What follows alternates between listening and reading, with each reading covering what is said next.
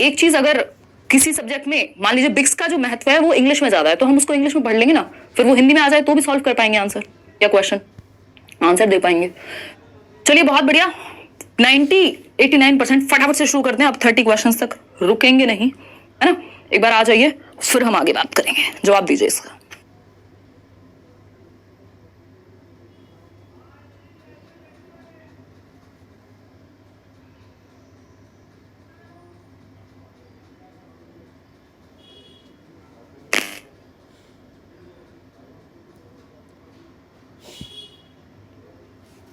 देखिएगा 86% लोग A option कह रहे हैं। एक्चुअली बिना वॉच के मेरा मन नहीं लगता बचपन से ही।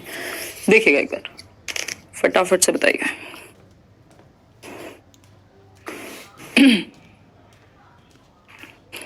एट्टी 85 हो गए। अब परसेंटेज कम होती जा रही है ये ऑप्शन वालों की, जबकि ऐसा आंख बंद करके उत्तर देने वाला प्रश्न है। अगर आपने वो अपने नोट्स भी पढ़े हैं सीडीपी वाले, तो भी लिखा हुआ है साफ साफ उसमें, Which stage of development is characterized by lot of hormonal changes and an active search for identity? दोनों ही word, lot of hormonal changes यानी विकास के किस चरण में बहुत से हार्मोन या हार्मोन संबंधी परिवर्तन होते हैं तथा अपनी पहचान की सक्रिय खोज पर बल होता है। यहां पे दो वर्ड हैं, उनको ध्यान दीजिएगा। दो वर्ड्स कौन से हैं? जो टू वर्ड्स हैं वो हैं आपके, एक मिनट रुकना यार, जो टू वर्ड्स हैं वो है, एक तो है hormonal changes, lot of hormonal changes, hormonal changes. इससे एक व्यक्ति आपको याद आ रहे होंगे। दूसरा वर्ड है यहां सर्च फॉर आइडेंटिटी, यानी उसको हम कहेंगे आइडेंटिटी क्राइसिस, पहचान का संकट। ठीक है, अगर ये टू द पॉइंट भी पूछता तब भी आपको पता होता। आइडेंटिटी क्राइसिस की बात किसने की है? Erik Erikson, Erik Erikson. ठीक, तो ये एरिक्सन ने आइडेंटिटी क्राइसिस की बात की है किशोरावस्था के बारे में, 12 से 18 या डब्ल्यूएचओ के अकॉर्डिंग 10 से 19 वर्ष। ठीक, के व्यक्ति को पता नहीं कि मैं हूं कौन, मैं क्या करूंगा जीवन में, मैं किस तरफ जाऊंगा, मेरी पहचान क्या है, मैं बच्चा हूं कि बड़ा हूं। वो बीच में कहीं है, ना तो वो अडल्ट है ना वो बच्चा रह चुका है, वो एडोलेसेंस में है, किशोरावस्था में है, बीच की स्थिति हो गई। हार्मोनल चेंजेस की जब हम बात कर रहे हैं, चेंजेस की बात कर रहे हैं, तो एक व्यक्ति है, उन्होंने कहा है ये पीरियड है स्ट्रेस एंड स्टॉर्म का, यानी तनाव एवं तूफान की अवस्था है किशोरावस्था। किसने कहा है? स्टैनली हॉल ने। हॉल कह रहे हैं कि भैया स्टॉर्म की अवस्था है। एडोलेसेंस नाम की इनकी एक पुस्तक भी है, अमेरिकी थे स्टैनली हॉल, अमेरिकी मनोवैज्ञानिक हैं। ठीक है, इन्होंने काफी रिसर्च की है किशोरावस्था पे, यानी तनाव एवं तूफान। कैसा तनाव कैसा तूफान? इतने सारे भर भर के विस्फोट हो रहा है चेंजेस का, चाहे वो हार्मोनल हो, फिजिकल चेंजेस हो, इमोशनल चेंजेस हो, भर भर के। तो बच्चे चिड़चिड़े रहते हैं, फ्रस्ट्रेशन, अग्रेशन, हीरो वर्शिप की एज है, ट्रांजिशनल पीरियड इसको हम कहते हैं, ब्रिज पीरियड इसको हम कहते हैं।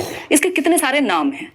जो आपके दो डिसऑर्डर हैं, एनोरेक्सिया नर्वोसा और बिंज ईटिंग का एक डिसऑर्डर है आपका बुलीमिया, उसमें बच्चे खाना छोड़ देंगे। अभी हम मैराथन में इस पे ज्यादा चर्चा करेंगे। तो एनोरेक्सिया में क्या, लड़कियां खाना छोड़ देती हैं, उनको लगता है कि वो मोटी हो रही हैं, जबकि वो होने नहीं होती।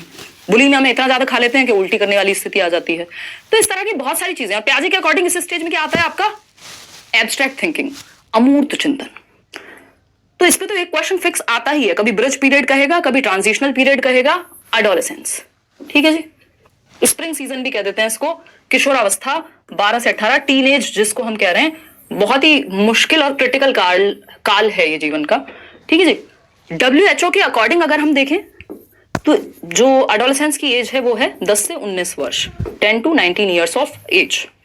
क्लियर है बात? इन्फेंसी में तो दूध पिएगा, मस्त रहेगा जन्म से 2 वर्ष तक। अर्ली चाइल्डहुड 2 से 6 स्कूल जाएगा, कौन सी आइडेंटिटी, कैसी आइडेंटिटी, खिलौने दे दो, घूमने को दे दो, मजे हैं, खुश हैं।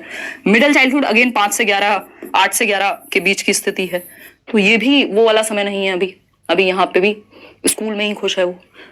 तो एडोलेसेंस यानी किशोरावस्था इज द राइट आंसर। आगे बढ़ेंगे। ये ऐसा क्वेश्चन है जिसमें 90% से ऊपर के सही उत्तर होने चाहिए थे। अब आपका एक प्यारा फेवरेट टाइप है क्वेश्चंस का जो इस बार ही इंट्रोड्यूस हुआ है सीटेट में, वो है कि एक स्टेटमेंट है, असर्शन यानी एक कथन दिया हुआ है, उसका कारण यानी तर्क दिया हुआ है आर।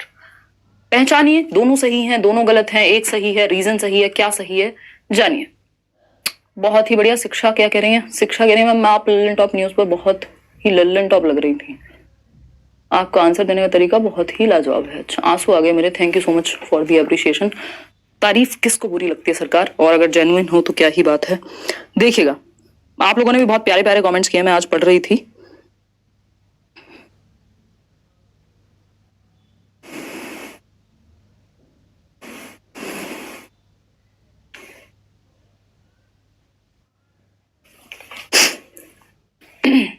डी ऑप्शन, 73% लोग डी ऑप्शन कह रहे हैं। असर्शन यानी कथन क्या है? Language development takes place only during infancy and hence adequate stimulation should be given only till infancy.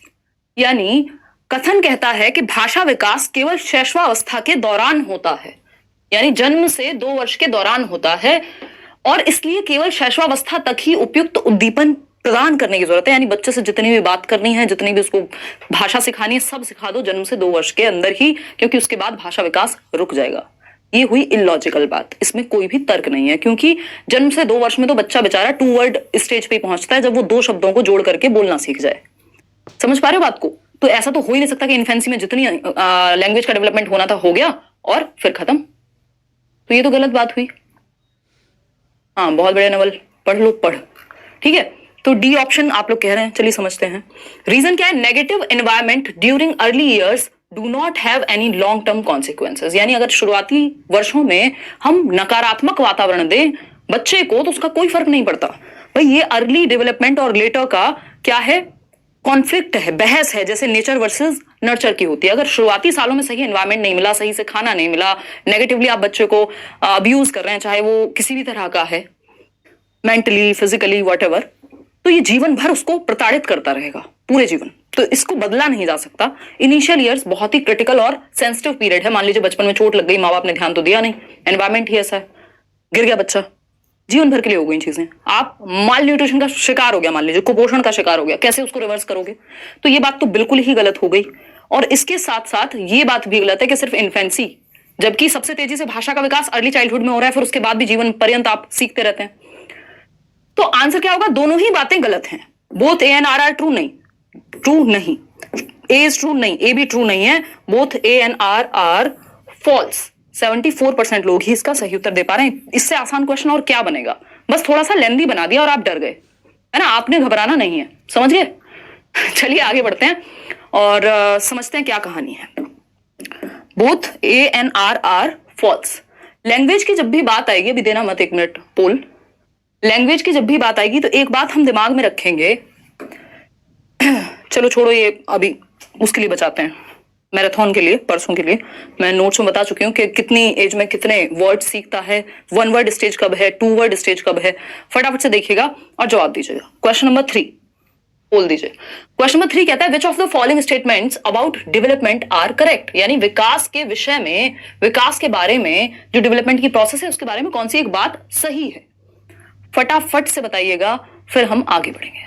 बहुत सारा प्यार आपके लिए, सेहर कह रहे हैं मेरी तरफ से भी, कीप शाइनिंग। अरे बिल्कुल, आप लोग बढ़िया से सीखें, बस इतने में खुश हैं। देखिए डी ऑप्शन कह रहे हैं 50, सी ऑप्शन पे आ गए अब आप 51% लोग। 4 स्टेटमेंट हैं और चारों का कॉम्बिनेशन देखना है कौन सा सही है। There are individual differences in the rate of development. यानी विकास की गति में, दर में व्यक्तिगत विभिन्नताएं पाई जाती हैं। 2 बच्चे हैं, 4 साल के हैं, क्या दोनों की भाषा बोलने की क्षमता एक जैसी होगी? दोनों की सीखने की जो क्षमता है या दर है, दोनों, हो सकता है कोई देर में सीखे, हो सकता है कोई जल्दी सीख जाए, हो सकता है किसी की हाइट जल्दी बढ़ गई, दूसरे को थोड़ा सा और टाइम लग जाए, है ना? कोई बच्चा 9 महीने में चलना या खड़े होना सीख गया, दूसरा बच्चा है उसको 2 साल लग गए। तो ये क्या है? इंडिविजुअल डिफरेंसेस हैं, व्यक्तिगत विभिन्नताएं हैं, जिसमें हेरिडिटी और एनवायरमेंटल फैक्टर्स रोल प्ले करते हैं। बात एकदम सही है कि रेट इज डिफरेंट। डेवलपमेंट का सीक्वेंस सेम है, स्टेजेस सेम है, पूरी दुनिया में यूनिवर्सल है, लेकिन रेट अलग है। अलग अलग बच्चों में इंडिविजुअल डिफरेंसेस पाया जाएगा। Cognitive development is determined solely by genetics. यानी संज्ञानात्मक विकास, यानी आपकी मानसिक क्षमताओं का विकास, आपके सोचने, समझने, तर्क करने, यानी thinking, reasoning, imagination, problem solving, decision making, perception, memory, जितनी भी चीजें दिमाग से जुड़ी हुई हैं वो सिर्फ जेनेटिक्स की वजह से होती है। उनका विकास जो है, जिसकी बात प्याजे भी कर रहे हैं, नहीं, सिर्फ जेनेटिक्स की वजह से नहीं होती। एनवायरमेंट का, पर्यावरण का भी बराबर का रोल है, या एटलीस्ट रोल तो है ही। सी ऑप्शन है, या थर्ड पॉइंट है, development follows a predictable pattern. ये बात बिल्कुल सही है कि एक अनुमान, पूर्व निर्धारित क्रम होता है डेवलपमेंट का। ऐसा नहीं होगा कि आप आज 6 महीने के हैं और कल आप अचानक से एक किशोर की तरह बात करने लग जाएंगे, यानी एडोलसेंस में चले जाएंगे। प्रिडिक्टेबल पैटर्न है, ऐसा नहीं हो सकता। आज आप ने घिसट के चलना सीखा है, क्रॉल करना सीखा है, कल आप दौड़ने लग जाएंगे। पहले क्रॉल करना सीखा है, घिस घिस के चलना सीखा है, जमीन पे रगड़ रगड़ के, उसके बाद आप खड़े होना सीखेंगे, फिर कहीं चलना सीखेंगे, गिरेंगे, पड़ेंगे और फिर दौड़ना सीखेंगे। तो एक पैटर्न है, एक प्रिडिक्टेबल पैटर्न है, ऐसा नहीं है अचानक से कुछ नहीं हो रहा, रैंडम चेंजेस नहीं आते, ठीक है ना। तो अगर हम बात करें, हाँ कल ले लेंगे मैथ्स पेडागोजी का एक सेशन, डोंट वरी।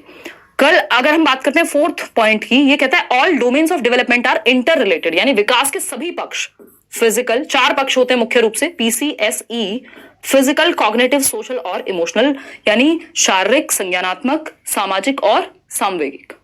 चारों क्या है, इंटर रिलेटेड है। दिल पे चोट लगेगी, दिमाग 3 दिन तक काम नहीं करेगा, 1 हफ्ते तक खाना नहीं खाते लोग, ब्रेकअप हो जाता है, क्यों? इमोशनल डेवलपमेंट संज्ञान को भी प्रभावित कर रहा है, शरीर को भी प्रभावित करेगा, सब आपस में जुड़े हुए हैं। क्या हुआ, तुम भी नहीं खाती हो खाना है, हंस रही हो बैठ के? देखो एक बार, देयर आर इंडिविजुअल डिफरेंसेस, ये बात बिल्कुल सही है, ये गलत है सेकंड वाला पॉइंट, बाकी सारे सही हैं। तो फर्स्ट, थर्ड और फोर्थ, यानी सी ऑप्शन, फर्स्ट, थर्ड और फोर्थ बिल्कुल सही बात है, C option is the right answer, कोई भी इसमें दोहराए नहीं है, क्योंकि सेकंड गलत है ना। कॉग्निटिव डेवलपमेंट सिर्फ हेरिडिटी से हो रहा है, नहीं, एनवायरमेंट का भी तो रोल है। आप स्कूल जा रहे हैं, आप अपना तर्क को बेहतर बना रहे हैं, डिस्कशन कर रहे हैं, तो दिमाग थोड़ी सिर्फ जेनेटिक्स से डेवलप हो जाएगा, यूज भी तो करोगे उससे कहीं। क्वेश्चन नंबर 4 देखिएगा, क्वेश्चन नंबर 4 देखिएगा। बाल मनोविज्ञान की देवी हैं आप, आंसू आ जाएंगे मेरे, ऐसी इतनी तारीफ मत करो यार, अब तो हम भी होशियार हो गए। अंजलि ऐसा कुछ कुछ कह रही हैं, धन्यवाद अंजलि। देखिएगा फटाफट से जवाब दीजिएगा, एक्स्ट्रा बातें थोड़ी सी कम करेंगे, पहले क्वेश्चंस आधा तो एटलीस्ट 15 क्वेश्चन सॉल्व कर लो, फिर फालतू बातें थोड़ी थोड़ी बीच में कर लेंगे, है ना। अभी समझ लो एक बार, इसको टेस्ट की तरह ही दे लो। क्वेश्चन नंबर 4 की अगर हम बात करें तो ये कहता है मैथमेटिकल क्वेश्चंस, यानी गणितीय प्रश्न, गणित के प्रश्न इन्वॉल्विंग एल्जेब्रिक एक्सप्रेशन होगा, ये एक्सपीरियंस नहीं होगा, एक्सप्रेशन होगा, ठीक है। इन्वॉल्विंग एल्जेब्रिक एक्सप्रेशन, जो आपके बीजगणितीय वो नहीं होते, 2x + 3x + 7xy whatever it is, इस तरह के एल्जेब्रिक एक्सप्रेशन आप सॉल्व कर रहे हैं, इस तरह के क्वेश्चन आपके सामने हैं। And concern with hypothetical situations, मान लो कि ये x है, मान लो कि वो y थी, ये क्या है, हाइपोथेटिकल सिनेरियो है नहीं वहां। एलिमेंट्री करिकुलम में ये चीजें होती हैं।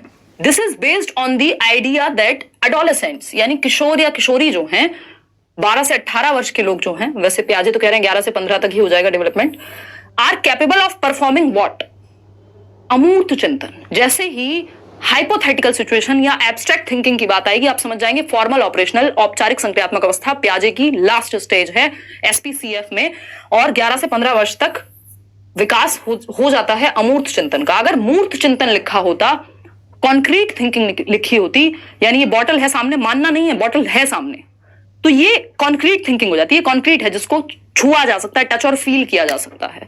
जब मानने की बात हो रही कि मान लो x है, y है, 2x है, ये है, वो है, तो वहां हाइपोथेटिकल सिचुएशन है, परिकल्पना करनी पड़ेगी, अमूर्त चिंतन करना पड़ेगा, जो सामने नहीं है उसके बारे में भी सोचना पड़ेगा, ठीक है जी। बी ऑप्शन है manipulative operations with concrete materials, ये कॉन्क्रीट ऑपरेशनल 7 से 11 वर्ष में यूज करने चाहिए। सीरिएशन टास्क, ये भी 7 से 11 की बात है। क्लासिफिकेशन, ये तीनों ही चीजें 7 से 11 में आती हैं। तो A option is the only right answer over here. आगे बढ़ेंगे क्वेश्चन नंबर 5 पर। क्या कहता है प्रश्न 5, बताइएगा एक बार। यार इतनी गर्मी क्यों लग रही है, फटाफट से बताइएगा, तभी हम जाकर के बढ़ेंगे आगे। कैरेवल टेस्ट ऐप पर टेस्ट क्यों नहीं शो हो रहा, बता देंगे क्यों नहीं शो हो रहा, अभी तो आप जवाब दे दीजिए बस। क्वेश्चन नंबर 5 का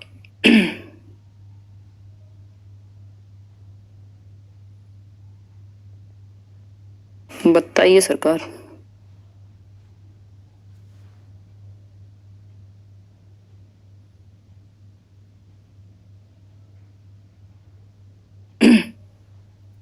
एट 68% लोग ए कह रहे हैं। चलिए समझते हैं, फटाफट से समझते हैं। देखिएगा 65% लोग ए कह रहे हैं। अकॉर्डिंग टू जीन पियाजे, यानी पियाजे की अगर हम माने तो which of the following are the 4 factors, ये हम जमानों से डिस्कस करते जा रहे हैं, जब पेपर में आते भी नहीं थे तब से भी, क्योंकि एक बार बहुत जमानों पहले आया था एक क्वेश्चन इससे रिलेटेड। तो 4 तत्व विकास को प्रभावित करने वाले पियाजे के अनुसार, आपको तो याद ही होगा, MESE, ये 4 तत्व हैं। ये स्टेजेस की बात नहीं हो रही है, पियाजे की 4 स्टेजेस अलग हैं, वो SPCF हैं, और ये एलिमेंट्स हैं। M for maturation, A for activity, जिसको एक्सपीरियंस भी कह सकते हैं, सोशल एक्सपीरियंस S फॉर, और इक्विलिब्रेशन। ये 4 क्या हैं, इन पे चर्चा करेंगे प्रॉपर मैराथन में। परिपक्वता, क्रियाशीलता, सामाजिक अनुभव और संतुलनता, इसमें लैंग्वेज शामिल नहीं है इन 4 एलिमेंट्स में। तो लैंग्वेज या कल्चर की बात वो नहीं कर रहे हैं, पॉजिटिव नेगेटिव रीइंफोर्समेंट की बात, पनिशमेंट की बात ना पियाजे करेंगे ना वाइगॉस्की करेंगे, ऑब्जर्वेशन अटेंशन रिटेंशन मेमोरी नहीं। तो A option is the right answer. इसको थोड़ा सा समझ लेते हैं। ये जो 4 एलिमेंट्स हैं, देखिए एक है पियाजे की 4 stages, 4 stages given by Jean पियाजे, वो है SPCF, यानी कि sensory motor, preoperational, concrete operational, formal operational. ठीक है, ये हुई 4 स्टेजेस। अगर हम 4 एलिमेंट्स की बात करें, तत्व कौन से शामिल हैं बच्चे के विकास में पियाजे के अनुसार, वो तो अवस्थाएं हो गई कितनी, जन्म से 15 वर्ष तक। 4 एलिमेंट्स में MESE शामिल है। इसको, ये निमोनिक हैं, दोनों को ही याद रखने के, इनको याद रख लीजिएगा। MESE, ये क्या कहानी है? मैचुरेशन, परिपक्वता, एक्सपीरियंस यानी बच्चा एक्टिविटी करके सीखेगा, और एज के साथ यानी परिपक्वता, इसको जेनेटिक्स भी कह सकते हो कि पियाजे कह रहे हैं कि हेरिडिटी इंपॉर्टेंट है, मैचुरेशन एज के साथ आएगी। एक्सपीरियंस यानी अनुभव यानी एक्टिविटी यानी सक्रिय गतिविधि करके सीखेगा, सोशल इंटरेक्शन से भी सीखेगा या सोशल एक्सपीरियंस से। और ये तो है ही इक्विलिब्रियम। ये इक्विलिब्रेशन क्या है? इसी में अडेप्टेशन और ऑर्गेनाइजेशन आता है, उस अडेप्टेशन के अंदर एसिमिलेशन और एकोमोडेशन आता है। तो ये कहानी है। आगे बढ़ेंगे क्वेश्चन नंबर 6 पर। क्वेश्चन नंबर 6 देखिएगा, थोड़े लेंथी हैं बट इजी क्वेश्चंस हैं। तो ऐसा नहीं होगा अगर आपने टॉपिक्स पढ़े हैं, सिलेबस पढ़ा है, नोट्स पढ़े हैं और आप ना सॉल्व कर पाए। बहुत घुमा के नहीं है क्वेश्चंस, सीधे हैं आज के सेशन में। Like and share everyone. अच्छा, कोई कह रहा है गुस्से में, वो भी कमेंट्स में, हाँ भाई ऐसे भूल मत जाया करो, कई लोगों को नींद नहीं आती है देख के। बहुत बढ़िया आदित्य, क्या कह रहे हो भाई? ख्वाहिश बन गई है मैम अच्छे मार्क्स लेकर आऊं आपसे पढ़ के। बिल्कुल ख्वाहिश नहीं, हो जाएगा ये तो। Don't worry, don't you worry. बताओ फटाफट से सारी बातें एक तरफ, और आप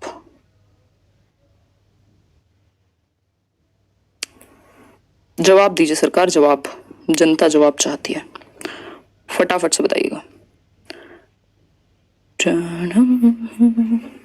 सी ऑप्शन कह रहे हैं कई लोग, कई बोले तो 61% लोग सी ऑप्शन कह रहे हैं, और ये कई लोग कई हजार होंगे क्योंकि हम अभी 26,000 हैं जुड़ करके। देखिएगा, अगर हम बात करें क्वेश्चन नंबर 6 की, अभी हम 6 पे ही हैं। Significant difference in Lev Vygotsky's and Jean Piaget's theory is about, यानी वाइगॉस्की व जीन पियाजे के सिद्धांतों में मुख्य भेद, मुख्य अंतर क्या है? मुख्य भेद क्या है, मेन डिफरेंस क्या है? ये बहुत बार पूछा गया है। मुख्य अंतर क्यों? क्योंकि इनमें समानताएं बहुत सारी हैं। कई लोगों को लगता है ये बिल्कुल ऑपोजिट बात करते हैं, जबकि ऐसा नहीं है। पियाजे वाइगॉस्की दुश्मन नहीं थे, कंस्ट्रक्टिविस्ट थे, रचनावादी थे, दोनों ही बच्चे के एक्टिव रहने को सपोर्ट करते थे। तो अगर हम बात करें इनमें सिमिलैरिटीज की, तो दोनों क्या है? एक स्कूल ऑफ साइकोलॉजी है कंस्ट्रक्टिविज्म, रचनावाद। चलो इस पे आएंगे, पहले आंसर को समझ लेते हैं, इस पे चर्चा करेंगे, समझना बहुत जरूरी है। तो वाइगॉस्की की जब हम बात कर रहे हैं और पियाजे की बात कर रहे हैं, मुख्य अंतर पहचानना है। पहला ऑप्शन है constructive objective role of children in the process of meaning making. बिल्कुल सही बात है, दोनों मानते हैं कि अर्थ निर्माण में बच्चे का सक्रिय रहना बहुत जरूरी है। ट्रू, दोनों मानेंगे क्योंकि दोनों कंस्ट्रक्टिविस्ट हैं, रचनावादी हैं, बच्चे की रचना करने पे, एक्टिव रहने पे फोकस्ड रहेंगे। ठीक है। बी ऑप्शन है अंडरस्टैंडिंग चिल्ड्रन एज एक्टिव और पैसिव बीइंग्स, यानी दोनों का ही मानना कि बच्चे निष्क्रिय हैं कि सक्रिय एक जैसा है। ये बात भी ठीक है, इसको देख के घबराना नहीं है आपने। ठीक है, इसका मतलब है कि दोनों एक तरह से देख रहे हैं बच्चे को, कि वो एक्टिव देख रहे हैं, पैसिव देख रहे हैं, इन दोनों में से एक ही देख रहे हैं। तो ये लेकिन दोनों सही मानते हैं, सेम बात मानते हैं। ठीक बात है। सी ऑप्शन है the relationship between language and thought, यानी विचार और भाषा के बारे में जो उनका विचार है वो डिफरेंट है, कह सकते हैं। डी ऑप्शन है understanding that learning is a simple और कॉम्प्लेक्स प्रोसेस, यानी अधिगम कैसी प्रक्रिया है, ये दोनों सेम ही मानते हैं क्योंकि रचनावादी हैं, एक ही तरह से देख रहे हैं। लेकिन इनका जो रिलेशनशिप है, the relationship between language and thought, भाषा व चिंतन के बीच जो संबंध है, इसको लेके दोनों अलग हैं, डिफरेंट हैं। ये एक जगह है जहां पे वो सबसे ज्यादा डिफरेंट है। अदरवाइज सोशल एक्सपीरियंस को पियाजे भी महत्व दे रहे हैं और वाइगॉस्की भी। ठीक है, तो ये समझना जरूरी है कि इनके थॉट और लैंग्वेज को लेके डिफरेंसेस हैं। कैसे? पियाजे मानते हैं पहले थॉट आता है, बाद में लैंग्वेज आती है। वाइगॉस्की मानते हैं भाषा और विचार, लैंग्वेज और थॉट साथ साथ जाते हैं पैरेलली, एक टाइम के बाद जाके मिल जाते हैं। ये मेन मुख्य अंतर है। अब थोड़ा सा रचनावाद को 2 मिनट दे दीजिए, क्योंकि अगर आप ये समझ लेते हैं, एक सेट भी अगर आपने ठीक से समझ लिया ना, आपके नंबर कोई रोक नहीं सकता। रचनावाद यानी एनसीएफ, इसी पे बेस्ड है एनसीएफ 2005। अभी 2022 को लेके भी दुखी हैं लोग कि एनसीएफ ये दिल तो नहीं बन गया, इतनी बढ़िया ड्राइंग मेरी थी नहीं, बट ये इतना, क्योंकि इतने हमने ताजमहल पे दिल बने हुए देख लिए, तो अब तो नॉर्मल डायग्राम भी हमें ऐसा ही दिखता है। 1 मिनट रुको, शिवानी कुमारी कुछ पूछ रही है। मैंने डी सजेस्टोपीडिया गूगल किया था मैम, एग्जैक्ट समझ नहीं आया इसलिए पूछा था। इंग्लिश पैसेज बहुत टाइम टेकिंग हो जा रहा है, हाउ टू मैनेज, प्रैक्टिस करके, और थोड़ा सा सोचो कि उसमें अगर 2-4 गलतियां हो रही हैं हो जाने दो, ये देखो कि इसको स्मार्टली कैसे सॉल्व करूं अभी। और बात रही डी सजेस्टोपीडिया, हाँ मैं एक बार देख लूंगी इसको, दिमाग से निकल गया, अच्छा हुआ आपने पूछ लिया। मैं मजाक में कहती हूँ, कोई चीज दिल पे मत जाया करो शिवानी, है ना। अगर मैं कह रही थी ना कि थोड़ा सा आप भी देख लेना, अगर देख के किया है फिर तो कोई बात ही नहीं है। देखो अगर हम बात करें कंस्ट्रक्टिविज्म की, तो एनसीएफ भी इस पे बेस्ड है। कंस्ट्रक्टिविस्ट या कंस्ट्रक्टिविज्म रचनावाद क्या मानता है? टीचर क्या है? फैसिलिटेटर है। टीचर आपके दिमाग में ज्ञान नहीं भर देगा, ज्ञान की रचना हम स्वयं कर सकते हैं, ऐसा रचनावाद कहता है। टीचर एज अ फैसिलिटेटर, यानी सुविधा दाता है शिक्षक, यानी वो माहौल क्रिएट करने वाला व्यक्ति है जिससे इंटरेस्ट आपका डेवलप हो जाए, जहां दिक्कत हो आपको वहां वो हो, सुविधा दाता है शिक्षक। एनसीएफ 2022 को लेकर के, अभी हम एनसीएफ 2022 नहीं कर रहे हैं क्योंकि किसी को नहीं पता आएगा भी या नहीं, और बहुत कम चांसेस हैं क्या है, फिर भी एक शिफ्ट पे रिस्क ले लेंगे। जैसे ही पहली शिफ्ट होगी हमें पता चल जाएगा एनसीएफ से क्वेश्चन अगर 2022 से आ रहे होंगे तो उसको कर लेंगे, अदरवाइज नहीं करेंगे, क्योंकि मुझे नहीं लगता कि 2022 पूछा जाएगा, बट पता इनका कुछ नहीं है। एनईपी पे भी इन्होंने क्वेश्चन पिछली बार भर भर के पूछे थे, बट एनईपी को आए हुए टाइम हो गया था उस टाइम तक।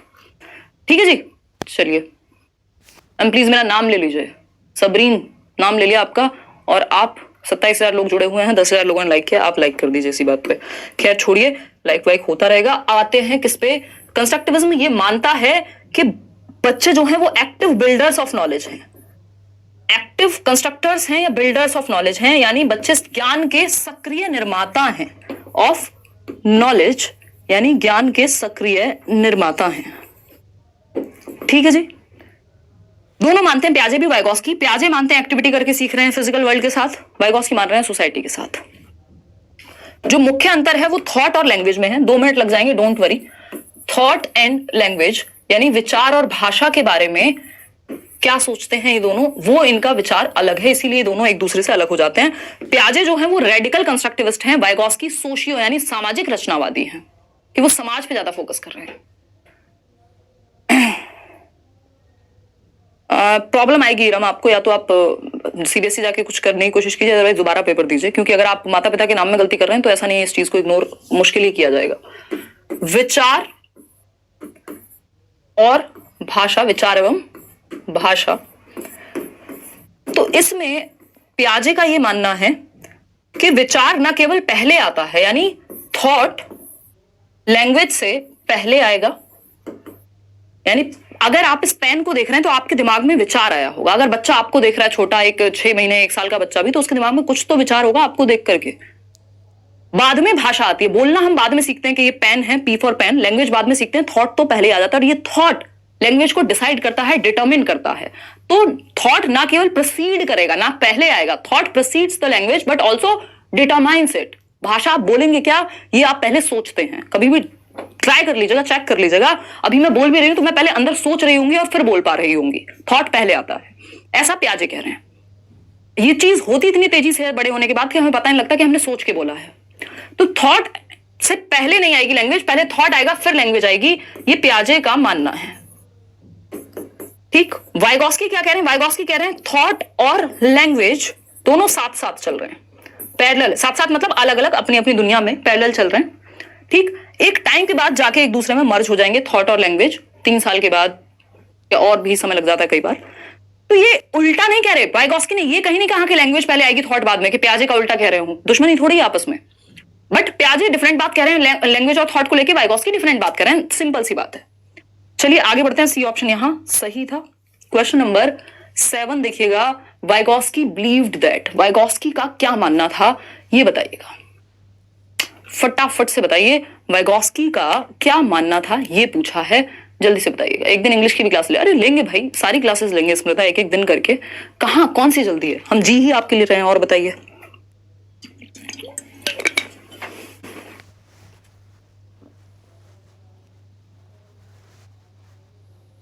ग्यारह से पहले, क्योंकि वेस्ट बंगाल टेट भी है और आप में से कई लोग या बहुत सारे लोग भी होंगे कुछ तो जो दे रहे होंगे, तो सारी मैराथन सी टेट की हो जाएंगी, क्योंकि वो जिनका WB टेट है उनको भी हेल्प करेंगे और सी टेट वालों को तो ऑफ कोर्स हेल्प करेंगी ही। ठीक है बात या नहीं है? फटाफट से बताइएगा। 27,602। देखिए सी ऑप्शन 84%। क्या हुआ, ठंड लग रही है? ओके, अब तो वो वाला ऐड कर लो ना तुम, मेरी कमर है। मत करो तुम एक्सरसाइज, देखो एक बार, लेव वाइगोस्की, निशा हमारे बीच आज फिर से आ चुकी हैं। लेव वाइगोस्की बिलीव्ड दैट, यानी लेव वाइगोस्की का विश्वास क्या था? पहला ऑप्शन है the main goal of education is filling students memories with facts. देखो रटने की बात ना प्याजे कहेंगे मेमोराइज करने की, ना वाइगोस्की। फैक्ट्स रटना नहीं है, नॉलेज को कंस्ट्रक्ट करना है सोसाइटी में इंटरेक्ट करके, सोसाइटी कल्चर लैंग्वेज का प्रयोग करके, ऐसा वाइगोस्की मानते हैं। ठीक है जी, कोई दिक्कत परेशानी दर्द समस्या अगर है तो बताइए, फटाफट से बता दीजिए। बहुत बढ़िया अनु चौबे। बी ऑप्शन है चिल्ड्रन लर्न प्राइमरीली होगा bye acting alone and discovering cognitive concepts. देखो एक्टिंग अलोन, वाइगोस्की तो समाज के बिना चलते ही नहीं है, कह रहे हैं सोसाइटी कल्चर और लैंग्वेज से सीख रहे हैं हम, ये तो गड़बड़ हो जाएगी। Learning is constructive as well as a collaborative process. हाँ, ग्रुप में सीखेंगे। कोलैब का मतलब क्या है? दो या दो से अधिक लोग जुड़ करके मिल करके सीख रहे हैं, सहयोग करके सीख रहे हैं। यही है वाइगोस्की जो नॉलेज के कंस्ट्रक्शन पे बल देते हैं जमाने के साथ सीखने में, आई मीन सबके साथ ग्रुप में सीखने में। Peer learning, assistive learning, collaborative, cooperative, यानी सोसाइटी कल्चर लैंग्वेज, इनको ध्यान में रखना जब भी वाइगोस्की का क्वेश्चन सॉल्व करना हो। SCL, सोसाइटी लैंग्वेज कल्चर, ये तीन चीजों के बाहर इनका क्वेश्चन नहीं होता। अधिगम मुख्यतः तब होता है जब बच्चे किसी प्रतिक्रिया से कोई उद्दीपक जोड़ देते हैं, यानी स्टिमुलस और रिस्पॉन्स को जोड़ देते हैं। देखिए कंस्ट्रक्टिविज्म में स्टिमुलस रिस्पॉन्स का कोई महत्व नहीं है, ये बात व्यवहारवादी कहते हैं, जो अपने आप में एक अलग स्कूल ऑफ थॉट है। सीटेट के लिए महत्वपूर्ण नहीं है, आगे आप पढ़ेंगे जब आगे की तैयारी करेंगे। मैथ्स का नोट्स मिलेगा सरकार, मिलेगा। क्वेश्चन नंबर 8 पर चलते हैं। क्वेश्चन नंबर 8, क्योंकि आप ये मान के चलिए कि अब CDP हम बहुत दिन बाद प्रैक्टिस करेंगे क्वेश्चंस, तो आज वाले सेशन को पूरा डिटेल रखेंगे ताकि आपके दिमाग में चीजें फिट हो जाएं। लॉरेंस कोहलबर्ग क्या कहते हैं, मतलब हम पढ़ेंगे, मैराथन करेंगे परसों, कल दूसरा सब्जेक्ट करेंगे, ऐसा नहीं है कई लोग दुखी हो जाएं। लॉरेंस कोहलबर्ग क्या कहते हैं? मॉरल डेवलपमेंट पे एक क्वेश्चन आता है, नैतिक विकास का सिद्धांत दिया है इन्होंने। ठीक है, क्या सही है क्या गलत है, क्यों सही है क्यों गलत है, सारी बातें तमाम तरह की। मैम आप हेयर का कौन सा कट करवाई हैं? छोटी कुमारी के पेपर में जरूर आएगा, अगर आपको नहीं पता लगा तो बता रही हूं, सीटेट में नंबर आएंगे नहीं। ठीक है ना, समझ पा रहे हो? देखो कोई तो डी सजेस्टोपीडिया बता रहे हैं, प्रीति मिश्रा बता रही हैं कि एक एप्लीकेशन है जिसमें पेडागोजी को सजेशन मिलते हैं, गूगल पे डिटेल में दिया हुआ है। बहुत बढ़िया, ऐसी ही लर्निंग हम चाहते हैं, इसी को पीयर लर्निंग कहते हैं वाइगोस्की के। एक व्यक्ति ने क्वेश्चन पूछा, कहा अच्छा मुझे समझ नहीं आ रहा, अब प्रिया या जो भी प्रीति इनका नाम है ये बता रही है कॉमेंट करके कि हाँ मुझे आ गया बहन तू भी पढ़ ले। ये क्या हुआ? ये पीयर ट्यूटरिंग है, जिसकी बात वाइगोस्की कर रहे हैं कि आप एक दूसरे से सीखते हैं। अभी मेरा नंबर भी नहीं आया, ठीक है, समझ गए? Real life example. देखिए मैं बिल्कुल, मुझे सच में नहीं पता है कौन सा हेयर कट है, मैंने उसको बोल दिया था भाई देख लो जो पहले का चल रहा हो उसी को ठीक, बस इंसान लगूं, ऐसा ना लगे कि मैं बस अभी मॉडलिंग के लिए जा रही हूँ, नहीं तो आजकल ये भी कल्चर है। तो वो कर दिया होगा जो भी उन्होंने सैलो वालों ने, मुझे बिल्कुल नहीं आइडिया। लॉरेंस कोहलबर्ग के विषय में कौन सा विकल्प सही है? पहला ऑप्शन है did not refer to Piaget's theory of moral development, यानी पियाजे के सिद्धांत को उद्धृत नहीं करते। रेफर तो किया है उन्होंने, इंस्पायर्ड तो है वो, लेकिन कॉपी नहीं किया है। तो ये बात कह सकते हैं डिड नॉट रेफर, मतलब उन्होंने ये नहीं कहा कि वो पढ़ लो जाके पियाजे का सिद्धांत, बात तो ठीक है। फिर आता है B option, proposed 6 stages of moral development organised into 2 general levels. ये 3 लेवल्स हैं, 3 स्तर हैं, 2 स्तर नहीं है। 6 स्टेजेस तो सही है, 6 स्टेजेस में बात सही थी, लेकिन 2 लेवल नहीं है, 3 लेवल है। Conducted research on childrens by presenting them with a hypothetical situation, यानी हाइंस डिलेमा। उन्होंने जो रिसर्च की, उन्होंने बच्चों को हिंज की दुविधा की काल्पनिक स्थिति देकर शोध किया है, और हाइंस की dilemma one of the examples है। उन्होंने ऐसी बहुत सारी डिलेमा या दुविधाओं की कहानी बच्चों के सामने प्रस्तुत की थी जिससे बच्चे फंसे, जिससे वो मॉरल डिलेमा में आ जाएं, नैतिक दुविधा में आ जाएं कि ये करें कि वो करें, ये रास्ता लें कि वो रास्ता लें, है ना। उससे फिर वो निकल करके आए उस चीज को लेकर के।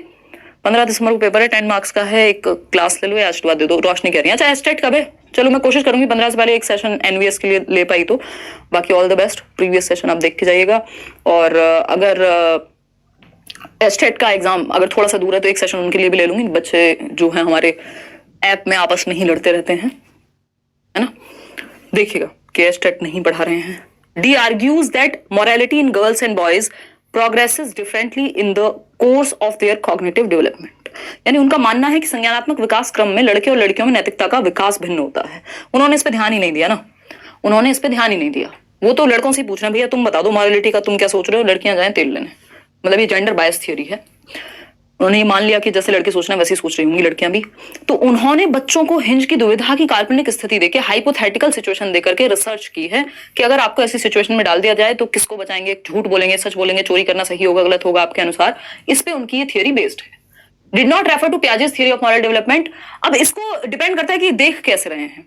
यहाँ पे रेफर का मतलब उन्होंने ये तो नहीं कहा कि जाके पियाजे की थियोरी पढ़ लो, उन्होंने अपनी थियोरी में पढ़ते समय, डेवलप करते समय शायद रेफर किया होगा, बट इसका मतलब यहां ये जा रहा है कि पियाजे की थियोरी पढ़ लो, वो वाला सीन नहीं है। तो ये एग्जैक्ट नहीं बन रहा। इससे बेहतर ऑप्शन हमारे पास सी अवेलेबल है यहाँ, ठीक है। कॉपीड लिखा होता तो फिर तो पूरी तरह से गलत हो जाता। क्वेश्चन नंबर 9 देखिएगा, ये क्या कहता है समझिएगा। अगर हम बात करते हैं क्वेश्चन नंबर 9 की, ये कहता है इन अ प्रोग्रेसिव क्लासरूम, एक प्रगतिशील कक्ष में। आज खूब कहानियां समझी है हमने बैच में, प्रोग्रेसिव क्लासरूम क्या है क्या है क्या है क्या है, और पहले भी यूट्यूब पे भी किया है। जॉन डुई को याद कीजिए, ये बढ़ती हुई शिक्षा है जो आगे की तरफ लेके जाए, ठीक है ना। पूर्णिया से हैं आप पीजे, अच्छा चलिए ठीक है। आज मैं कमेंट्स कम ले रही हूँ, फोकस कीजिए, थोड़ा डिटेल डिस्कशन है, ध्यान दीजिए।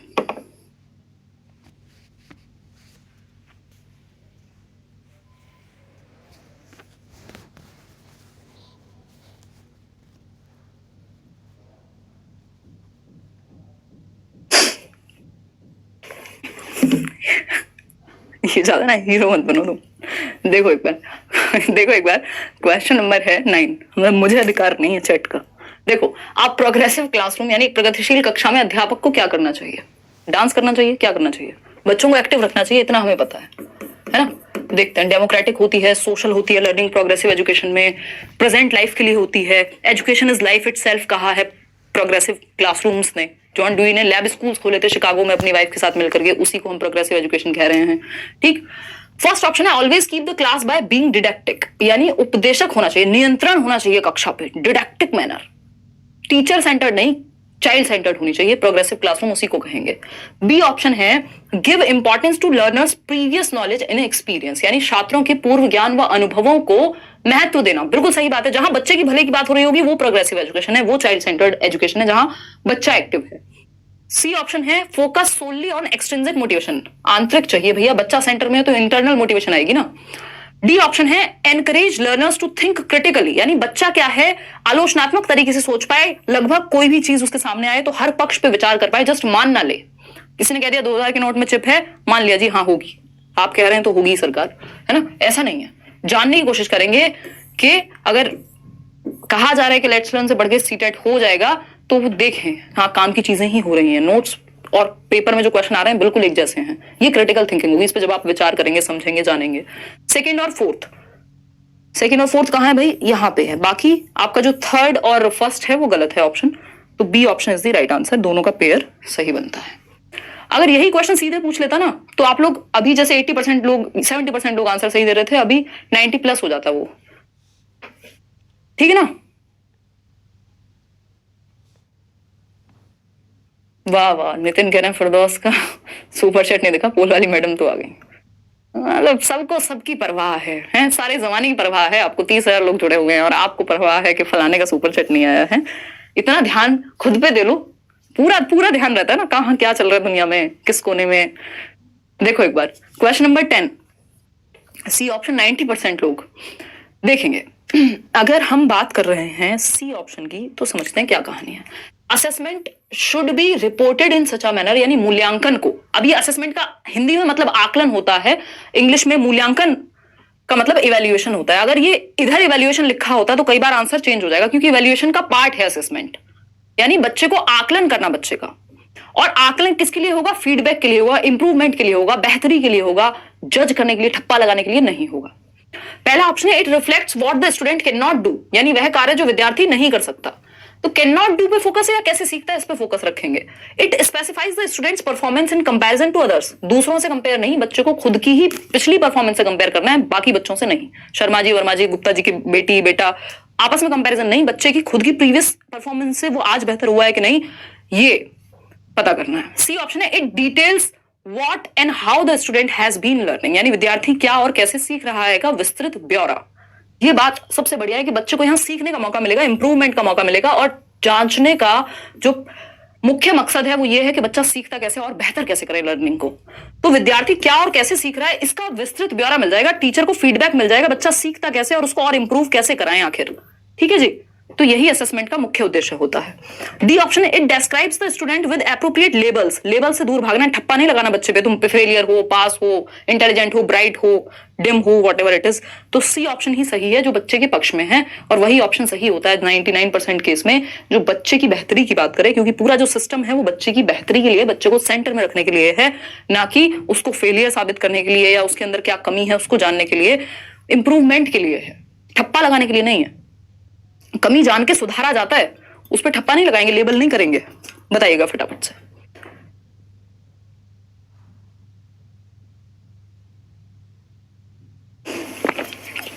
देखिएगा फटाफट से बताइएगा कि क्या सही जवाब होगा। मैम पोल वाली दीदी को कुछ मत बोलिए। अरे पोल वाली दीदी को कौन बोल रहा है, आपको बोल रही थी मैं तो।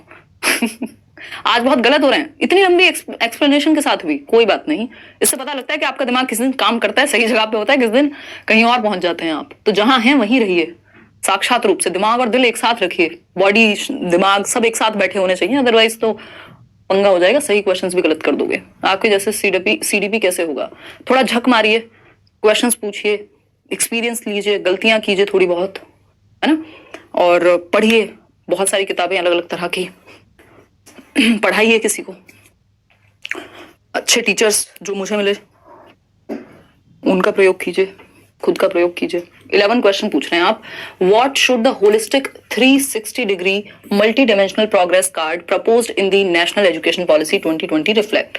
यानी राष्ट्रीय शिक्षा नीति 2020 में प्रस्तावित 360 डिग्री असेसमेंट की बात कर रहे हैं ना, कि आपका रिपोर्ट कार्ड कैसा बने, आपका रिजल्ट कैसा बने 360 डिग्री, यानी बच्चे को हर पक्ष में, संज्ञानात्मक, सांवेगिक और गत्यात्मक, यानी कॉग्निटिव, अफेक्टिव और psychomotor domain, cap, CAP cap. बिल्कुल सिंपल आंसर लिखा हुआ है। तीनों ही पक्ष में सर्वांगीण रूप से होलिस्टिकली जांच पाए आप बच्चे को, हर एक पक्ष उसका देख पाए। तो progress of the learners in the cognitive, affective and psychomotor domains, comparison करना है दूसरों के साथ, ये गलत है। करेक्ट आइडेंटिफिकेशन एंड लेबलिंग, ये तो इतना नेगेटिव वर्ड है, labelling, segregation. Problem areas in the students comprehension that the parents need to work upon. Parents काम करेंगे भैया, बच्चे को और आपको काम करना है इसमें, पेरेंट्स को जबरदस्ती काम मत कराओ। B option is the right answer. ठीक है, आगे बढ़ेंगे। क्वेश्चन नंबर 12 देखिएगा, टेक्स्ट बुक के बारे में कोई प्यारी प्यारी बात हो रही है। कोई जल्दी तो नहीं है ना आप लोगों को, अभी हमें समय लगेगा, अभी हम पहुंचे क्वेश्चन नंबर 12 पे, क्योंकि चर्चा ज्यादा हो रही है आज। क्वेश्चन नंबर 12 देखिए, फटाफट से बताइए।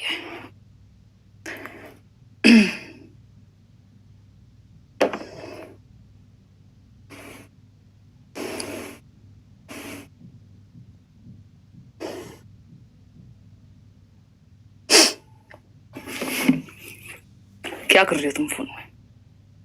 आज फोन में सिर्फ मुझे लगना है, ठीक है।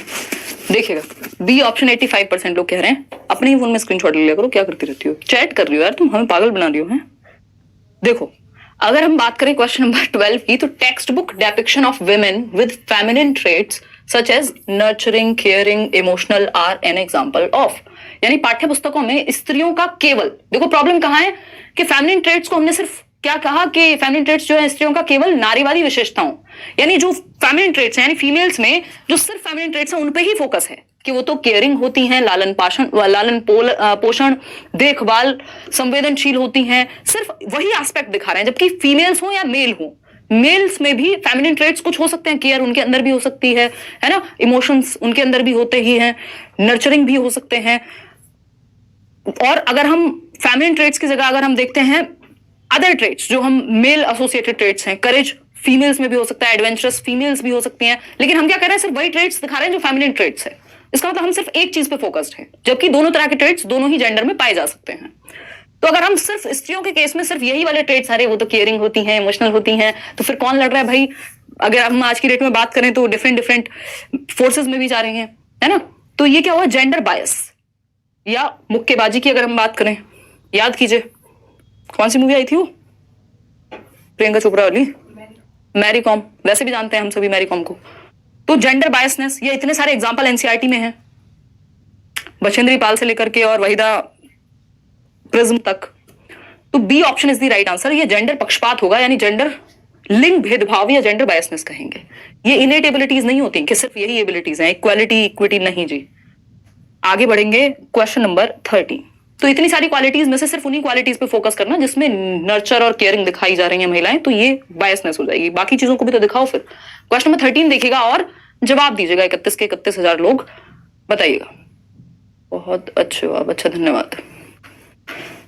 फटाफट से बताइए।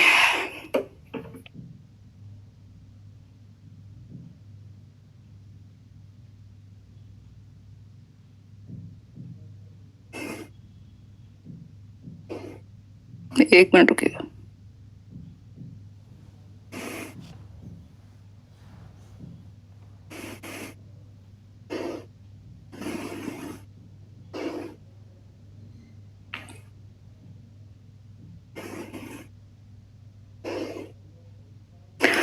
देखिए बी ऑप्शन 93% लोग कह रहे हैं। अगर हम बात करते हैं critical thinking among students can be assessed by, यानी विद्यार्थियों में समालोचनात्मक चिंतन को कैसे बढ़ावा देंगे। रिकॉल, रट्टे लगवाओ, जो याद करवाया था उस नंबर को, मान लो किसी का नंबर याद कराया और आपने बार बार चीजों को रिपीट किया, रिकॉल बेस्ड चीजें हैं, उसमें बिल्कुल भी क्रिटिकल थिंकिंग नहीं लगती, सिर्फ मेमोरी पावर लगती है। एनालाइजिंग देयर इंटरप्रिटेशन स्किल्स, यानी उनके विवेचनात्मक कौशलों का विश्लेषण करना, यानी वो कितने बढ़िया से इंटरप्रेट कर पा रहे हैं, किसी चीज को समझ पा रहे हैं, समझा पा रहे हैं, उसके सभी पक्षों को देख पा रहे हैं, एनालाइज कर पा रहे हैं। सही बात है। मेजरिंग द स्पीड ऑफ कॉपिंग, तो इसको तो ये वही बन जाएगा फिर, जो कौन सी मूवी थी वो, 3 इडियट्स, क्या नाम था उसका, रहने दो, चतुर रामलिंगम, हमें याद है। देखिए कोई बात नहीं सिद्धार्थ, ज्यादा फर्क नहीं पड़ेगा। Calculating their accuracy of spellings, तो स्पेलिंग का मतलब तो रट के भी स्पेलिंग सही हो सकती है, लेकिन इंटरप्रिटेशन के लिए दिमाग लगेगा, थिंकिंग प्रोसेस स्किल्स लगेंगी, हर एक पक्ष में सोचना पड़ेगा व्यक्ति को। तो बी ऑप्शन बेटर है, इसमें बच्चा ज्यादा एक्टिव होगा, ज्यादा थॉटफुल होगा। क्वेश्चन नंबर 14 देखिएगा। वाइगॉस्की के अनुसार क्या पूछा जा रहा है, ये पूछा है Vygotsky, according to Vygotsky which of the following factor does not influence learning, यानी वाइगॉस्की के अनुसार निम्नलिखित में से कौन सा कारक अधिगम को प्रभावित नहीं करता है, बताइएगा। पहला ऑप्शन है स्टिमुलस रिस्पांस। देखिए एसआर बॉन्ड की बात सिर्फ व्यवहारवादी करते हैं, ना पियाजे करेंगे ना वाइगॉस्की, तो जैसे ही ये स्टिमुलस रिस्पांस देखिए समझ जाइएगा पियाजे वाइगॉस्की बिल्कुल भी सपोर्ट नहीं करेंगे इसे। Language, social interaction, scaffolding does not influence learning, यानी अधिगम को प्रभावित नहीं करता है, तो स्कैफोल्डिंग भी करता है, लैंग्वेज भी करता है, सोशल इंटरेक्शन भी करता है, लेकिन यही नहीं करता है, इसीलिए ये सही है, क्योंकि गलत ही सही है क्योंकि पूछा ही गलत था।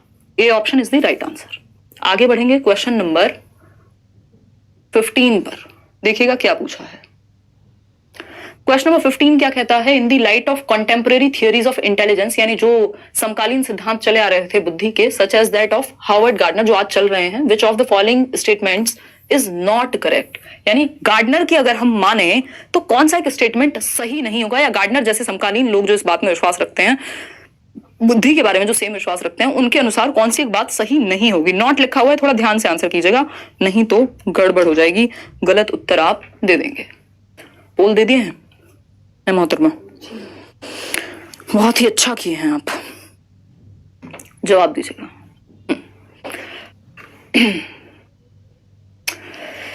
82% लोग, चलिए बहुत बढ़िया।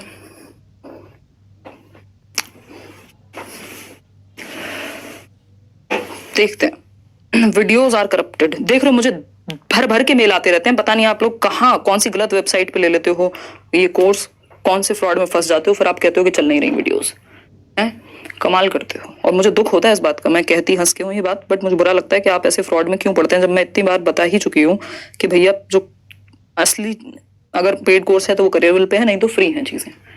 74% लोग ए ऑप्शन कह रहे हैं, समझते हैं। फर्स्ट ऑप्शन की अगर हम बात करें, कहते हैं intelligence can be accurately predicted by administering standardised test, यही बात गलत है, और जो गलत है वही सही है, क्योंकि नॉट पूछा है बुद्धिमत्ता को मानकीकृत परीक्षाओं के द्वारा, जैसे आईक्यू टेस्ट हो गए या जो भी स्टैंडर्ड टेस्ट हैं, उनके द्वारा सटीक रूप से बताया जा सकता है, ऐसा नहीं है। लोग अलग अलग प्रकार से बुद्धिमान हो सकते हैं, बुद्धि को एक सिंगल एंटिटी नहीं है, ऐसा गार्डनर मानते हैं और उनकी तरह के लोग। तो ये बात सही है कि इंटेलिजेंस को आप सिर्फ एक टेस्ट लेके एक्यूरेटली मेजर नहीं कर सकते, अगर आप टेस्ट में फेल हो गए तो जीवन में फेल हो गए। फिर थॉमस एल्वा एडिसन कभी बल्ब भी नहीं बना पाते, क्योंकि उनकी माताजी को कह दिया था आपके बच्चे में बुद्धि नहीं है, ठीक है ना। तो बुद्धि कई प्रकार की हो सकती है, जो सिर्फ जो स्कूल में समझ आए या लॉजिकल हो या जिसको आईक्यू में टेस्ट कर सके टेस्ट के द्वारा, वही नहीं होती। बी ऑप्शन है इंटेलिजेंस, अच्छा नॉट करेक्ट, रुको रुको रुको, इंटेलिजेंस के बारे में, हाँ ठीक तो है, ठीक है। अगर हम बात करें, ये बात बिल्कुल ठीक है, एकदम ठीक है।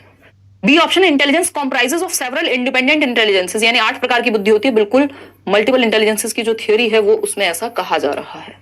सी ऑप्शन है, intelligence is a complex interplay of heredity and environmental factors, यानी बुद्धि आनुवंशिक और पर्यावरणीय कारकों के जटिल परस्पर क्रिया का परिणाम है। बिल्कुल सही बात है, हेरिडिटी और एनवायरमेंट दोनों रोल प्ले करेंगे।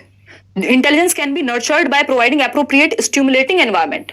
देखो, अगर आप ऐसा एनवायरमेंट देते हो बच्चे को जिसमें उसको बहुत सारे उद्दीपक मिले, ऐसा परिवेश दिया जाए जो बुद्धिमत्ता को बढ़ावा दे, इन केस जैसे एक ऐसे स्कूल में डाला गया है, ऐसे ग्रुप में डाला गया जहां लोग एक दूसरे के साथ चर्चा करते हैं, विवाद करते हैं, वाद विवाद करते हैं, बेसिकली बहुत सारी एक्टिविटीज करते हैं, तो ये स्टिमुलेटिंग एनवायरमेंट होता है जो बढ़ावा देगा बुद्धि को। ये बात भी सही है, एनवायरमेंट मैटर करेगा।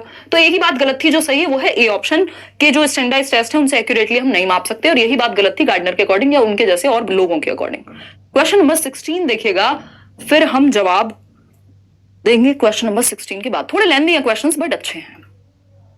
हाँ, हिंदी मीडियम वाले बिल्कुल कर सकते हैं भाई। संधि विच्छेद कर रहे हैं पल्लवी गोयल, कह रहे हैं हिम प्लस आंशी। मैम आप शिक्षण शास्त्र की पटरानी है, मेरे आंसू आ जाते हैं। कहां से लाते हो ऐसी बातें हैं? तारीफ के लिए शुक्रिया बट चक्कर मत दिलाइए। देखिएगा, बताइएगा, अगर हम बात करते हैं क्वेश्चन नंबर 16 की, how should a teacher support first generation school goers who come from marginalised communities, यानी हाशिए पर रहने वाले समुदायों से पहली बार स्कूल में प्रवेश करने वाले, यानी फर्स्ट जनरेशन लर्नर्स कौन से हैं? कई लोगों के पेरेंट्स हो सकते हैं, यानी जिनके दादा दादी या जिनकी पहली जनरेशन कभी स्कूल नहीं गई, वो पहले व्यक्ति हैं अपने घर से जो स्कूल जा रहे हैं। फर्स्ट जनरेशन स्कूल गोअर्स, यानी आपके माता पिता अगर बिल्कुल पढ़े लिखे नहीं है, कभी स्कूल नहीं गए, तो आप हो गए फर्स्ट जनरेशन लर्नर्स। आपके माता पिता के केस में यदि आपके दादा दादी कभी स्कूल नहीं गए थे और वो पहले थे जो स्कूल गए, तो वो फर्स्ट जनरेशन लर्नर्स हो गए। अब इनको थोड़ी दिक्कत होती है, क्यों? क्योंकि माहौल पता ही नहीं घर वालों को, पढ़ाई क्या होती है, कैसे हम उनको सपोर्ट करें। ठीक है, मार्जिनलाइज्ड कम्युनिटीज से ऊपर से हैं, यानी ऐसा ग्रुप जो हाशिए पर है, जिसको समाज वैसे भी कोई तवज्जो नहीं दे रहा, तो और खतरनाक चीजें हो गई। वाइगॉस्की एवं प्याजे चचा, अच्छा दोनों ही हैं आप, बहुत बढ़िया, नमस्कार, आप आए बाहर आई। अब बच्चे आपके लिए जितने भी लोग हैं, आपके तो बच्चे ही समान होंगे, तो अब ये कर ही लेंगे क्लियर। कह रहे हैं सर्वप्रथम आपके चरणों में मेरा सादर प्रणाम, आपके द्वारा की जा रही मेहनत अतुलनीय है। आशा है कि इस बार मेरा सीटेट पास हो जाएगा। यार कैसी बातें कर दी प्याजे चचा और वाइगॉस्की चचा हैं, सीटेट पे अटके पड़े हैं, आपकी वजह से सीटेट चल रहा है। देखिएगा, अगर हम बात करें ask them to seek private tuitions, ये दुनिया में कोई भी तरीका नहीं है कि आप ट्यूशन पढ़ने को कहते हैं बच्चे को। Encourage them to participate in classroom activities by providing appropriate scaffolding, यानी उपयुक्त पाड़ या हेल्प देकर के, पाड़ या हिंट देकर के, हेल्प देकर के, स्कैफोल्डिंग देकर के कक्षा में उनकी भागीदारी को बढ़ावा दें। बच्चा ज्यादा से ज्यादा इन्वॉल्व हो, अपने आप को अलग थलग महसूस ना करे जैसे समाज ने उसे किया हुआ है। बात तो सही है। Give them a lot of complex worksheet, सीधा जटिल वर्कशीट दे दो और घर पे करने को दे दो, बच्चे को वैसे ही वहां पे कोई हेल्प नहीं मिलेगी घर। इंड्यूस फियर ऑफ फेलियर, उनमें भर दो डर, डर पैदा करना अच्छी बात नहीं है, ये पॉजिटिव इमोशन नहीं है लर्निंग के लिए। B option is the right answer. Question number 17 देखिएगा सरकार, ये क्या कहता है? The purpose of inclusive education, inclusive का मतलब है सभी के लिए, education for all despite any difference, कोई भी वजह हो, किसी भी तरह के अंतर हो बच्चे में, हर बच्चा एक रेगुलर स्कूल में एक छत के नीचे सीख सकता है, ये कहती है इंक्लूसिव एजुकेशन। तो इंक्लूसिव एजुकेशन का उद्देश्य क्या है, ये पूछा है। पहला ऑप्शन है special isolation of learners with special needs. Isolation, segregation, ये बिल्कुल ऑपोजिट है इंक्लूसिव एजुकेशन का, आए भी नहीं आता इनमें। अलगाव नहीं कर सकते, विशिष्ट जरूरतों वाले बच्चों को अलग स्कूलों में भेज दो, ऐसा नहीं है। एक रेगुलर स्कूल सिस्टम में पढ़ाना है हर बच्चे को, ठीक है ना। गुरमीत, ये आप मुझे मेल कर दो या फिर करियर बिल्ड टीम को एक बार बताओ ये बात। इनका स्क्रीनशॉट लो, ये वाला जो कमेंट है ना इसका। देवी जीवित हैं कि नहीं? यार हद हो गई है भाई, है क्या मिल रहा है इस फोन में? बाकी के 23 घंटे यूज कर लिया करो। ये जो क्वेश्चन है ना, इसका स्क्रीनशॉट एक बार हम टीम को बता देंगे अगर ऐसा है तो। देखिएगा, अगर हम बात करें, डी ऑप्शन कह रहे हैं 85% लोग, special education of learners with special need. भैया रेगुलर एजुकेशन सिस्टम में हर बच्चे के लिए रेगुलर एजुकेशन, स्पेशल नहीं। इंक्लूसिव का मतलब है नॉर्मल एजुकेशन सभी के लिए, स्पेशल नीड्स को फुलफिल करेंगे नॉर्मल क्लासरूम में, रेगुलर क्लासरूम में। C option is to bring the students with special needs up to the grade level of students without special needs. यानी विशिष्ट जरूरतों वाले विद्यार्थियों को बिना विशिष्ट जरूरतों वाले विद्यार्थियों के स्तर पर लाना। कंपैरिजन कर रहे हैं आप कि वो बच्चे जिनको कोई दिक्कत नहीं है उनके बराबर आ जाएं। अरे उनके अंदर अपनी क्षमताएं होंगी, हो सकता है उनसे आगे जाएं, हो सकता है वो अपने तरीके से चलें, तो कंपैरिजन क्यों करेंगे। D option is to ensure that all learners have a right to get education in a regular school system. ये वर्ड याद रखिएगा, जो एक सामान्य शिक्षण प्रणाली है वो सभी के लिए है। तो ये सुनिश्चित करना कि वो एक नॉर्मल रेगुलर स्कूल में हर बच्चे के साथ बैठ करके सीख पाए। D option is the right answer. ये ध्यान रखिएगा, इंक्लूसिव एजुकेशन ये कहती है आप सिस्टम में चेंज करते हैं, बच्चे में नहीं। क्यों? क्योंकि बच्चा सिस्टम के लिए है, सिस्टम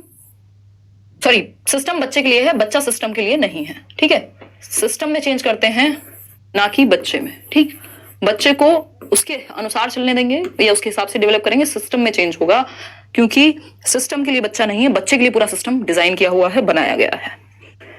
तो आंसर इसका डी हुआ। आगे बढ़ेंगे, क्वेश्चन नंबर 18 देखिएगा फटाफट से। क्वेश्चन नंबर 18 है what does inclusive education entail, यानी समावेशी शिक्षा 5 नंबर का टॉपिक है आपके पेपर में, 5 मार्क्स, और वही उसी के आसपास एक ही टॉपिक है, उसी के अराउंड क्वेश्चंस घूमते रहेंगे। तो इसको थोड़ा सा ध्यान देकर के पढ़ना है, मैंने दिया हुआ है नोट्स में आपके। और आप मुझे मेरी तारीफ करते हैं, आप अपनी भी तारीफ कीजिए, क्योंकि हर किसी के बस का नहीं है एंटरटेनिंग वीडियोस, 1-1 मिनट की रील्स, शॉर्ट्स, ये सब देखना बहुत इजी है। आप 1.5 घंटे 2-2 घंटे क्लासेस ले लेते हैं यहाँ आकर के, इतनी संख्या में, इतनी रात को, ठंड में, पता नहीं कहाँ से आप लोग देख रहे होंगे, कोई गांव से, कोई कहीं और से, कोई ड्यूटी पे होता है रात को वहां से, इतनी जिम्मेदारियों के बाद तो आप भी अप्रिसिएशन के बराबर के हकदार हैं। क्वेश्चन नंबर 18 कहता है इंक्लूसिव एजुकेशन क्या कहती है, flexibility in the curriculum as a result of recognition of individual differences, यानी व्यक्तिगत विभिन्नताओं को पहचानते हुए पाठ्यचर्या में लचीलापन, कि आप टाइम टेबल में फ्लेक्सिबिलिटी लाओ, सीटिंग अरेंजमेंट में फ्लेक्सिबिलिटी लाओ, और क्या हो बच्चों के अकॉर्डिंग इंडिविजुअल डिफरेंसेस, यानी हर बच्चा अलग है, रोबोट्स नहीं है वो, सारे बच्चे एक जैसे नहीं हो सकते, ना अपनी क्षमताओं में, ना अपने इंटरेस्ट में, ना लर्निंग स्टाइल में। तो फ्लेक्सिबिलिटी जरूरी है। रिजिडिटी नेगेटिव है, फ्लेक्सिबिलिटी बहुत ही पॉजिटिव वर्ड है अगर आप पॉजिटिव नेगेटिव वर्ड्स की दृष्टि से पढ़ रहे हैं तब भी। ठीक है, तो फ्लेक्सिबिलिटी क्या है, लचीलापन एक पॉजिटिव बात है। बी ऑप्शन है सेग्रीगेशन, तो सेग्रीगेशन तो बिल्कुल against the law of nature है। सेग्रीगेशन, अलगाव, तो बिल्कुल गलत है अगर इंक्लूसिव एजुकेशन की भाषा में बात करें कि बच्चों को अलग थलग कर दो, उस बच्चे को जिसको कोई भी दिक्कत है। Standard curriculum for all, standard नहीं, डिफरेंशिएशन, डिफरेंशिएटेड, यानी इंडिविजुअल डिफरेंसेस के आधार पे बनाया हुआ करिकुलम। ठीक है, विभेदी अनुदेशन। D option is provisioning of only vocational education to learners, सिर्फ वोकेशनल एजुकेशन, यानी जिससे वो कुछ काम धाम सीख लें। वोकेशनल एजुकेशन बैकवर्ड लर्नर्स को कई बार रिटायर्ड के केस में, बट ऐसा नहीं कि सिर्फ वोकेशनल ही, बाकी भी तो साथ में सिखा सकते हैं। तो A option is the right answer. आगे बढ़ेंगे, क्वेश्चन नंबर 19 देखिएगा। क्वेश्चन नंबर 19 देखिएगा, समझते हैं क्या लिखा है। डिसलेक्सिया के बारे में तो बात नहीं हो रही है कहीं। Yes, What are the identifying characteristics of learners with dyslexia, यानी पठन वैफल्य या वैकल्य जिन विद्यार्थियों के हैं उनकी क्या पहचान होगी, उनके अंदर क्या लक्षण पाए जाएंगे, ये पूछा है। बोले वाली मैम की आवाज सुना दो एक बार। ओ फिरदौस रीजा, कमाल कर दिया मैम। सुपर चैट में मेरा शो तो हो तो नहीं रहा, एटलीस्ट चैट में ही आंसर दे दीजिए। आयशा खान, क्वेश्चन तो पूछा नहीं आपने। निशा मैम आप बहुत अच्छी हो। नम्रता द्विवेदी कह रही है गोलू मोलू क्यूट सी, ये लोग कुछ भी बोले आप बुरा मत मानो। अरे यार, आप लोग इसे इतना प्यार देते हो, अब इसके बाद भी इसको बुरा मानना है तो फिर क्या ही कर सकते हैं, हैं? छोटी बच्ची हो क्या, हैं? गोलू मोलू एकदम क्यूट सी, वाह। अब हम इसको रात भर चढ़ाएंगे, या जिस दिन भी हमें मिलेगी इसे देखते ही गोलू मोलू क्यूट सी कहा करेंगे। देखिएगा एक बार, अगर हम बात करें डिसलेक्सिया के बारे में तो क्या लक्षण है। पहला ऑप्शन है struggle with word recognition, decoding and spelling, यानी शब्दों की पहचान। भाई शब्द को पहचानने में, मान ली 6 को 9 पढ़ेगा बच्चा, बी को डी पढ़ सकता है, उसको दिक्कत होती है पहचानने में कि 100 लिखा है कि वॉज लिखा है, डॉग लिखा है कि गॉड लिखा है। बात तो सही है। डिकोडिंग, डिकोड करने में, पढ़ के दिमाग में समझने में कि कहा क्या जा रहा है, और स्पेलिंग की भी मिस्टेक्स होती हैं। बिल्कुल सही बात है, पढ़ने और लिखने से संबंधित प्रॉब्लम है, स्पेशली रीडिंग से रिलेटेड डिसलेक्सिया। डिस्ग्राफिया में लिखने से रिलेटेड होती है, डिस्फेजिया में भाषा को समझने और बोलने से रिलेटेड, डिस्पेक्सिया में चलने फिरने, टाई लगाने, बटन बंद करने, उन सब में। इन अटेंशन हाइपर एक्टिविटी इंपल्सिविटी, ये याद रखिएगा ADHD का लक्षण है, attention deficit hyper activity disorder, की अटेंशन में कमी है इसलिए हाइपर एक्टिव है बच्चा, टिक के नहीं बैठ पाता। ओरिजिनलिटी, फ्लुएंसी, फ्लेक्सिबिलिटी, क्रिएटिव यानी रचनात्मक, कुछ नया करने वाले बच्चों का गुण है। ये आपको पता चल जाना चाहिए कौन सा ऑप्शन किसके बारे में बात कर रहा है, तभी आप नंबर लेकर के आ पाएंगे और समझ पाएंगे। Difficulty in muscle control, movement and coordination, ये डिस्प्रैक्सिया है। मोटर कंट्रोल, चलना फिरना, दौड़ना भागना और इस तरह की एक्टिविटीज और अगर हड्डियों से रिलेटेड प्रॉब्लम होती, मूवमेंट से रिलेटेड प्रॉब्लम होती तो लोकोमोटर डिसेबिलिटी होता। तो आंसर क्या है? A option. आगे बढ़ेंगे, क्वेश्चन नंबर 20 देखिएगा क्या कहता है। क्वेश्चन नंबर 20 समझिएगा, ये कहता है which of the following traits is not an identifying characteristic of children who are gifted, यानी प्रतिभाशाली बच्चों के बारे में कौन सी बात सही नहीं है, या प्रतिभाशाली बच्चों का कौन सा एक लक्षण नहीं है। प्रतिभाशाली बच्चे कौन होते हैं? जिनका आईक्यू तेज है, जो जल्दी से सीखते हैं, जो किसी क्षेत्र विशेष में बहुत अच्छा करने की क्षमता रखते हैं, उनको हम गिफ्टेड कहते हैं कि भैया ये तो गॉड गिफ्टेड है, कुछ अलग ही क्षमताएं इसके अंदर हैं। बात तो सही है, सही है या नहीं?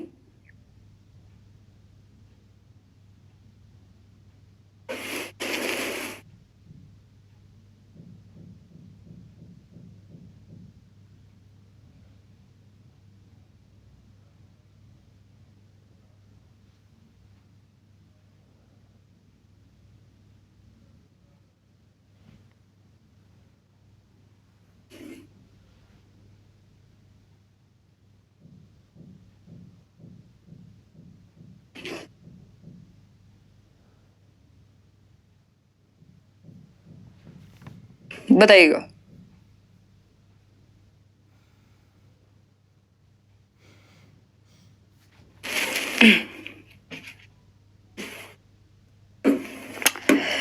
देखिएगा, गिफ्टेड बच्चों के लक्षण ए ऑप्शन कह रहे हैं कई लोग।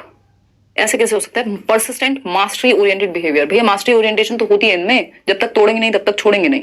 तो ये नॉट पूछा है यहाँ पे, ये नहीं पूछा कौन सा लक्षण है। Highly superior social skills and maturity as compare to their peers, यानी समकक्षियों की तुलना में उच्चतर सामाजिक कौशल। देखो ये जरूरी बिल्कुल नहीं होता कि जो बच्चा गिफ्टेड है, बहुत इंटेलिजेंट है, बहुत ब्रिलियंट है, वो भाषा में भी बहुत अच्छा होगा, वो लोगों में घुलने मिलने में भी बहुत अच्छा होगा, बिल्कुल जरूरी नहीं है।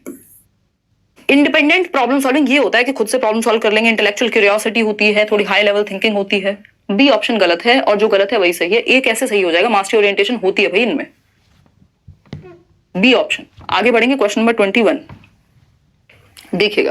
क्वेश्चन नंबर 21 क्या कहता है, फटाफट से बताइएगा और फिर आगे बढ़ेंगे।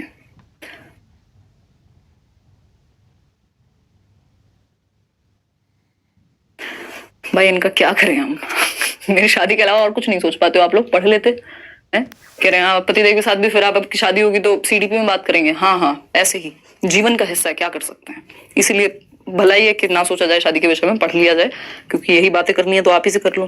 क्वेश्चन नंबर 21 है, during discussion on plants a teacher noticed that several students have misconceptions related to this concept. In this context the teacher should, यानी पौधों पर चर्चा करते हुए एक शिक्षक ने पाया कि कई बच्चों को इस संकल्पना को संबंध में भ्रांतियां हैं, यानी पौधों के विषय में भ्रांतियां हैं। तो आप कैसे डील करेंगे इस चीज को? फर्स्ट ऑप्शन है help students identify there misconceptions and reconstruct their understanding, यानी विद्यार्थियों को उनकी भ्रांतियों की पहचान करने में मदद करनी चाहिए और समझ का दोबारा निर्माण करना चाहिए। बिल्कुल सही बात है, आइडेंटिफाई करो गैप को, जहां प्रॉब्लम है उसको रिकंस्ट्रक्ट करेंगे। सही है, फिर भी देख लेते हैं कोई इससे अच्छा भी हो सकता है option. Punish the children, punishment का तो मतलब ही नहीं, ये तो हट गया। पॉइंट आउट करेंगे मिसकॉन्सेप्शन को, पॉइंट आउट स्ट्रेट फॉरवर्डली नहीं, उनको थोड़ा टाइम देंगे। रूट मेमोराइजेशन तो बिल्कुल भी नहीं, लेबल करेंगे नहीं, ये तो इजी है, सारे नेगेटिव हैं, एक ही पॉजिटिव है, तो ए ऑप्शन। आगे बढ़ेंगे, क्वेश्चन नंबर 22 देखिएगा क्या कहता है। क्वेश्चन नंबर 22 22वां सवाल वही एक कथन है और एक उसका कारण है। देखिएगा, कथन कहता है assertion to develop critical thinking in learners. फटाफट से समझिएगा और बताइएगा।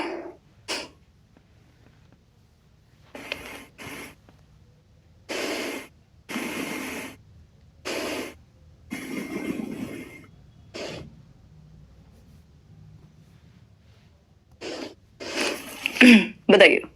ए कह रहे हैं 56% लोग। चलिए समझते हैं।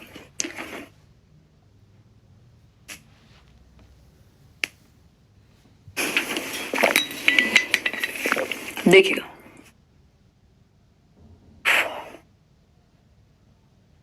ये देखो अंजलि कैसी बातें कर रही है, कह रही है शादी के बाद भी पढ़ाएंगे। नहीं, जीना छोड़ दें, शादी के बाद पढ़ाएंगे क्यों? काम थोड़ी करेंगे, रोटी थोड़ी खानी है अपनी, है ऐसे ही बैंड बजाता रहे हैं अपनी 6 साल से, इतनी मेहनत कर रहे हैं ताकि शादी के बाद पढ़ाना बंद कर दें। कमाल नहीं कर दिए आप। इसीलिए तो देखिएगा, कथन की अगर हम बात करें और तर्क की बात करें तो to develop critical thinking in learners our teacher brings several newspapers mentioning the same news and encourage students to discuss it in groups, यानी बच्चों में क्रिटिकल थिंकिंग डेवलप हो, वो डिफरेंट पर्सपेक्टिव में अलग अलग पक्ष से सोच पाए। इसके लिए एक टीचर क्या करते हैं, सेम टॉपिक है, मान लीजिए कोई न्यूज आई है और उस पे अलग अलग न्यूज आर्टिकल्स लेकर के आ रही हैं कि भैया इनको पढ़ो, क्योंकि हर एक न्यूज आर्टिकल अलग अलग पक्ष से लिखा गया होगा, अलग अलग नैरेटिव उसमें होगा, तो बच्चे सारे पॉइंट ऑफ व्यू देख पाएंगे, तो क्रिटिकल थिंकिंग डेवलप होगी। बात तो सही है। रीजन तर्क क्या है, text book can be the only source of knowledge in a middle grade, यानी